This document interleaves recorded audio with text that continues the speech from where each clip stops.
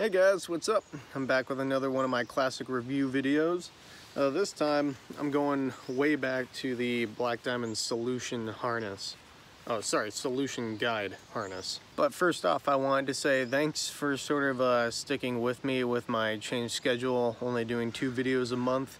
It is kind of hard to find the time to do videos right now. I got a really busy schedule and I have to talk to clients and stuff, and anytime I'm not on the mountain, then I'm usually answering emails and packing another backpack and preparing for when I am on the mountain. So I just want to thank you guys for sticking with me while I move down to a smaller schedule of videos. And then also I want to say that there are probably going to be more review videos on my channel for like the next month or two, mainly because they're easy to make. And while I am planning some bigger videos, it's kind of hard to coordinate my friends right now and my schedule to actually get the time for that. And so that's why I'm doing more review videos, but I will go back to my instructional stuff soon enough. Alright, so on to my Solution Guide harness now. A lot of you guys have seen me wear this in all of my videos, or a lot of my videos at least. It's the same one that I use for when to retire a harness. The little quick tip I did because I got a good amount of wear in the bottom tie-in point. I've used this harness now for like, I think I've had it for like 3.5 or 4 years or so. And it was mainly my sport climbing harness and my long rock route harness. So this thing is built for specifically rock climbing. There's no ice clippers on it. It has this fabric on it to help with abrasion in chimneys and other stuff like that. So it's really built with just rock climbing in mind. Newer things with harnesses, there's no adjustment on the leg loops, so they come pre-fitted, which I personally really like because I think the leg loop adjustment is more or less unnecessary unless you're planning on wearing a bunch of layers with it. But I've worn some like thicker pants with this harness, and that's no big deal. One thing I will say about Black Diamond's sizing of waist belt, I think I'm actually below average in height, about 5'8", and you know, usual like 158 pounds or so. And so I'm like really average sort of dude. But the waist belt, me personally, I'm like in between sizes, so it's like a large, it fits me, but it's a little big, and then a medium fits me also, but if I wear jackets or anything, then that can sort of put the waist belt a little off center from itself. And while I can still, I mean, like if I don't have a jacket on, then it fits great, but the only thing that does, it's not like a safety hazard, but if I hold it up like this, that means that the gear loops get a little misaligned. So like one side the gear loop may be bigger, or one side may have the gear loops further back than the other side. So that's just something to keep in mind for Black Diamond harnesses in general. They all pretty much do that. This thing costs about 60 to 80 bucks. Of course, I forgot to look that up before I did this review, so I'll put a screenshot of it on Black Diamond's website with the actual price right here. So yeah, like I said, I've been using this harness now for long multi-pitch rock climbs. I've been using it for sport climbs. And so one thing about modern day harnesses in general is that no matter how long you're hanging in it, it's gonna hurt at some point. Even a big wall harness, you know, if you're on a big wall, is gonna hurt at some point. Maybe if you take a big wall harness on a long free climb where you're just hanging in the harness a lot. I had a few other harnesses before I got this one that were a bit thinner, and so the whole point of this harness was to have more comfort while on my long rock routes with more hanging belays or semi-hanging belays. And so this guy has a thicker waist belt, which is really nice to just add in that sort of weight distribution and comfort and not get as many pressure points.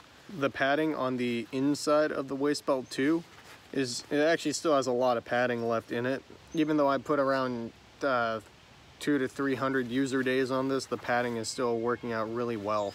The back mesh right here is another thing that BD was saying is like their new technology, their new fabric. It's just a really abrasive, resistant material, And so if you're in chimneys all the time or off-withing and then you rub this up against the back rock that's like really tough and firm, then it doesn't abrade the back of the harness as much. It's kind of funny because like this part isn't worn off at all. Even the like little haul loop right here, the 0KN haul loop, is in pretty good shape. I just got wear in the classic areas where the rope was rubbing against it. And maybe that was because I took a bunch of lead falls on it and stuff, but that's just interesting that I had the wear happen here in the area that's like, this is just basic harness stuff, whereas the back has no wear at all. Maybe that just, you know, maybe that's because I don't really do as much chimney climbing as other folks, or much off with climbing. But yeah, it just goes to show you like to look at all the areas of your harness. The Belay Loop. So some companies, including Black Diamond, have been moving down to a thinner belay loop, like on their technician harness. This belay loop is nice and wide, kind of like I guess a belay loop you'd find on an older style harness, which I actually really like. I kind of like the thicker belay loop. It's kind of weird to go down to a smaller one now after getting used to this one. But I think for rock stuff, it's really nice to have a big beefy belay loop, especially if I have to do like some sort of egg climbing and I want to stick a daisy or two on here, or when I rappel some of my rappel extensions, or sometimes I may choose to girth hitch the extension through my belay loop other than the 2 points. And so having the wider belay loop makes things a bit easier, like when I take the girth hitch out or anything like that.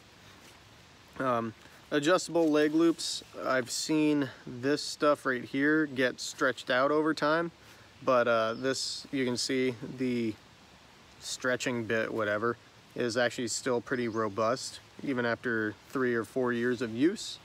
And then yeah, the rest of the harness is really just held up well over time. It's only that one tie-in point that's worn off. I gotta hand it to BD for making a very durable harness. As well as a pretty comfortable one. A few of my friends have got this on my recommendation, and they climb about as much as me, you know, and they like it for the comfort level that the harness actually gives you as well. As usual, like all the other BD harnesses, they have the pressure molded gear loops, which is really nice, clipping on and off. A lot of other harnesses have that as well, and I got a new harness that I'm trying out without the pressure molded loops, and I am noticing a bit of a difference. But it's nice because it doesn't focus all the gear on the middle point right here where it can bend down. You get some spacing between your gear, and I feel like it's a bit easier to take stuff on and off. Not a big difference. It's not like it's going to make or break your climb, but you know, it is like a nice little feature. As well as just like a bunch of other harnesses nowadays, they have this 5th gear loop that's like this. It's not a pressure molded sort of deal. It's just like a little string, but I like putting like my gloves and my rappel extension on here on the back of my harness, stuff I'm not going to use until the way down. So it's really nice to put that there, keep it out of your way, and then your gear loops can stay free if you have a huge rack on the harness. So guys, that's pretty much all I have to say about this harness. In the end, I would say it's worth the money, and especially if you're doing any chimney or off-width climbing, it's very durable in places where other harnesses are not durable. If you're a fan of Black Diamond, then definitely give this harness a shot. It's really great if you're just day in, day out rock climber at Red Rocks or Joshua Tree or Yosemite, and you know, a bunch of places. Maybe it's not really the best harness for, well, it's definitely not the best harness if you're going to do ice climbing, because it just doesn't have the features or the adjustability some ice climbers like. And that goes for alpine also. It's heavier than the other harnesses for obvious reasons, but it's not built for that. And so that's why you want to have a quiver of harnesses, and this is your comfortable all day, you know, free climbing rock route harness. And then you can have your ice climbing and your mountaineering harnesses or whatever. After, you know, 4 years of using this harness, I would 10 out of 10 buy another one. If you have any sort of experiences with this that you want to share, then leave a comment about it.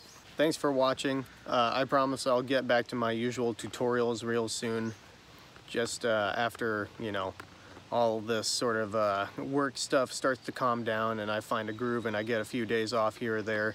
I'll get out somewhere other than a park and actually make some sort of like climbing videos, maybe some adventure videos, or any of my other tutorials. If you guys want to see a video, then you can leave a comment in any of my videos. I actually read all the comments.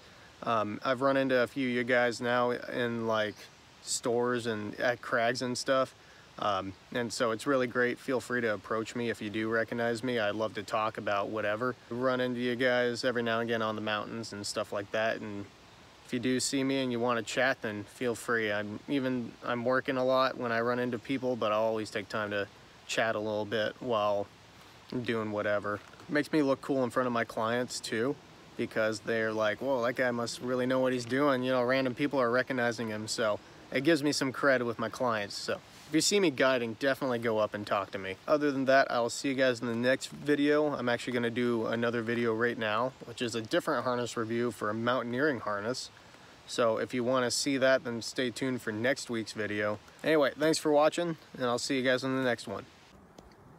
So we're rappelling down Middle Cathedral in Yosemite. Just found this really old anchor. A piton. Cool, that's a cool climb. Nice little drilled stud. Good, don't they?